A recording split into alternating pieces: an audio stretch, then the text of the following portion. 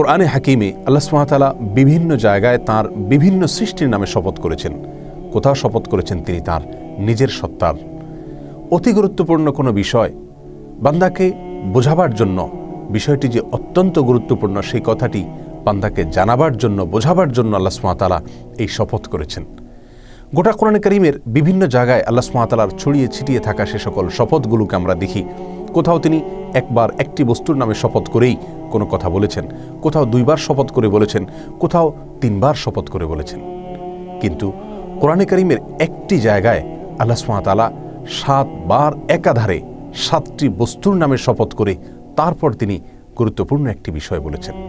প্রিয় দর্শক, আর সে ঘটনাটি ঘটেছে কোরআনে কারীমের 30 নম্বর পারার সূরা শামসের ভেতরে।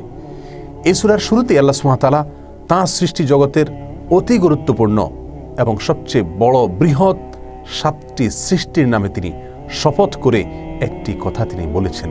নিঃসন্দেহে একজন মুমিনের কাছে এটি অত্যন্ত গুরুত্বপূর্ণ প্রশ্ন যে আমার রব গোটা কোরআনের কোথাও এত বেশি সংখ্যকবার একাধারে শপথ করে কোনো কথা বলেননি যেমনটি তিনি সূরা শামসে বলেছেন। তাহলে কি সেই কথা? কোন সেই কথা যে কথা বলার জন্য আমার রব 7 বার তার 7টি গুরুত্বপূর্ণ সৃষ্টির নামে শপথ করেছেন?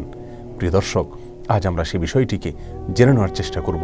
আল্লাহ সুবহানাহু ওয়া তাআলা সূরা শামসের শুরুতে ইরশাদ করেছেন, ওয়াশ-শামসি ওয়া দুহাহা ওয়াল কমারি ইযা তালাহা ওয়ান নাহারি ইযা জাল্লাহা ওয়াল লাইলি ইযা ইয়াগশাহা ওয়াস সামাই ওয়া মা বানাহা ওয়াল আরদি ওয়া মা তাহাহা ওয়া নাফসিন ওয়া মা সাওয়াহা ফাআলহামাহা ফুজুরাহা ওয়া তাকওয়াহা।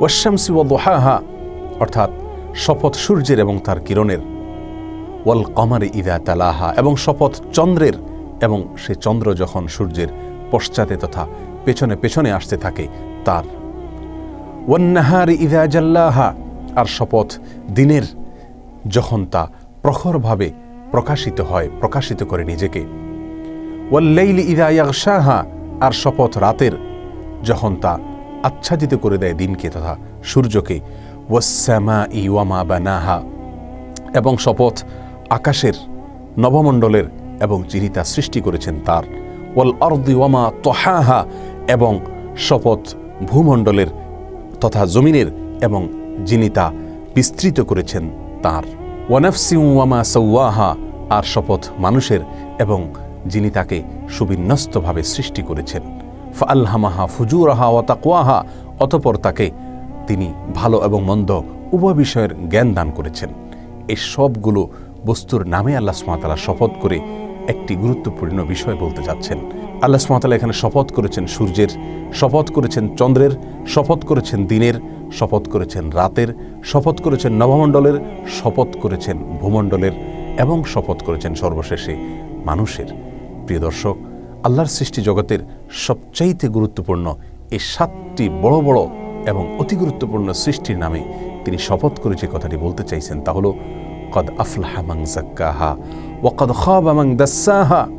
এই পৃথিবীতে আল্লাহর সৃষ্টি জগতের ভেতরে সফল, সার্থক জীবন সাধনায় সিদ্ধ একমাত্র সেই ব্যক্তি, যেই ব্যক্তি তার নিজের সংশোধন করতে পারল, যে ব্যক্তি নিজের ভুলগুলোকে শুধরাতে পারল, যে ব্যক্তি আত্মশুদ্ধি করতে পারল, যে ব্যক্তি নিজেকে সমস্ত ভুল থেকে ধীরে ধীরে ধীরে মুক্ত করার চেষ্টা সে চালিয়ে যেতে পারল।